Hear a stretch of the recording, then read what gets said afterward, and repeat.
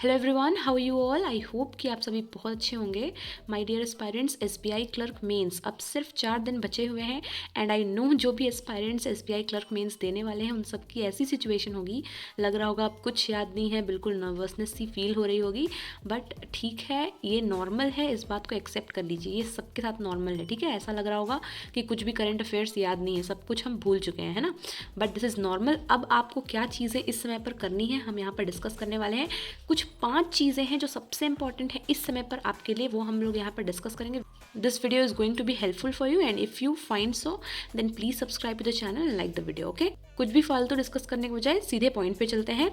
जो मैंने 5 चीज़ें यहाँ पर नोट डाउन की हुई हैं ना, ये आप जब करेंगे ना तो आपको खुद में इतना कॉन्फिडेंस फील होगा ना कि हाँ हमने सच में कुछ किया है। ठीक है, पहली चीज़ जो मैंने यहाँ पर लिखी हुई है, बहुत सोच समझ के लिखा है। ठीक है, करंट अफेयर्स का बोल्ट, जो ऑलिव वुड का बोल्ट आता है इस समय पर, मैंने वो पीडीएफ देखी, 160 पेजेस की पीडीएफ है। ठीक है, यहाँ पर मैंने सामने ओपन करके रखा हुआ है, ये है, लिंक डिस्क्रिप्शन में रहेगा, फ्री पीडीएफ है, डाउनलोड कर लीजिएगा।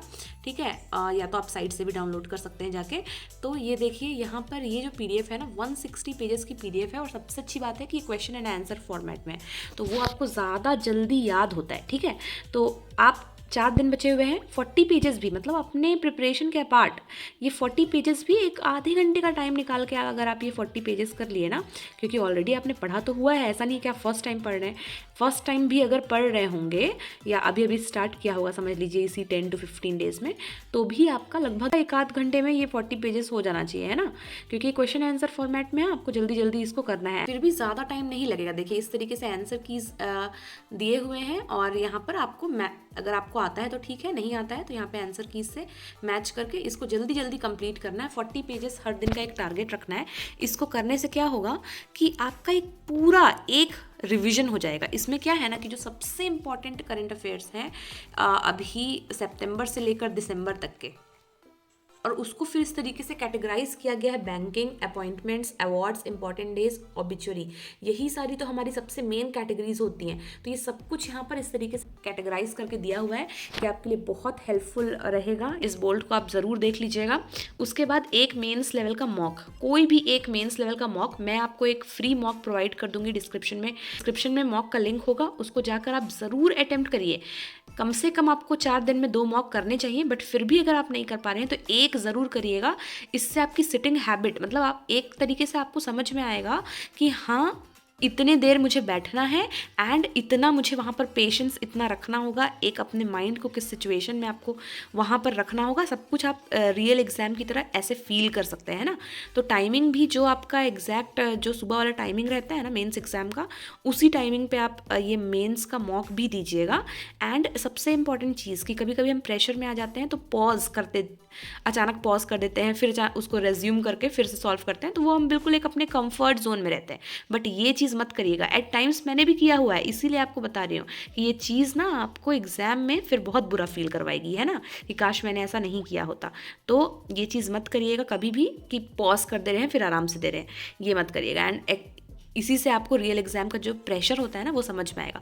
तो एक मॉक तो अभी ज़रूर इस 4 दिन के अंदर दीजिए, this will be really helpful for you in the real exam. Okay, third thing here is give little time to critical reasoning and input output. अगर रीजनिंग की बात करें तो क्रिटिकल रीजनिंग और इनपुट आउटपुट एक ऐसा टॉपिक है ना, कई बार ऐसा होता है कि रीजनिंग समझ लीजिए टफ आ गया, तो टफ साइड में आपको पजल्स हो सकता है कि बिल्कुल बन ही नहीं रहे, आप 10 मिनट सॉल्व कर रहे हैं एक पजल, आपसे बना ही नहीं, है ना। क्लरिकल एग्जाम है तो मैं आपको ये बता रही हूँ कि आपसे बन जाएगा। ठीक है, क्लरिकल एग्जाम पीओ मेंस की तरह हार्ड नहीं आता है, बट इन केस अगर इस टाइप की कोई सिचुएशन हो जाती है तो क्रिटिकल रीजनिंग और इनपुट आउटपुट ऐसे सेक्शंस हैं रीजनिंग में जो कि आपको मार्क्स दिला देंगे अगर आपके कॉन्सेप्ट्स क्लियर हैं। तो कई बार स्टूडेंट्स इनके कॉन्सेप्ट्स ही क्लियर नहीं होते हैं उनको, और वहाँ पर जाके वो सिर्फ पजल्स अटेम्प्ट करने की कोशिश करते हैं। और same goes for data sufficiency, reasoning में भी और क्वांट में भी, मैंने यहाँ पर लिखा नहीं, अचानक मेरे दिमाग में आया, डेटा सफिशिएंसी में भी यही चीज़ है। अगर उसके कॉन्सेप्ट्स आपके क्लियर नहीं है तो एक बार आप उसको देख लीजिए ना, मतलब डुएबल होते हैं। ऐसा हमको लगता है कि नहीं बन पाएगा, लेकिन जो छोटे छोटे क्वेश्चंस होते हैं डेटा सफिशिएंसी के,